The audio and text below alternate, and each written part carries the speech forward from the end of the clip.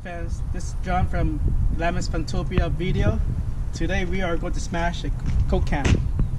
So we got a 12 pack here and we're going to try them out and smash it. So weight on this is about just a little bit over 1,000 pounds, maybe 1,100 pounds. Let's smash it with the RV jacks. There you go. We go. Just set it down.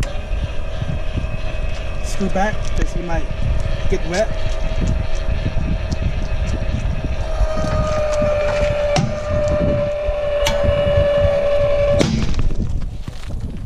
And that's what it does with there. So please like, subscribe, okay, and leave comment what you think about this video. Leave comment below what you think we should crush next.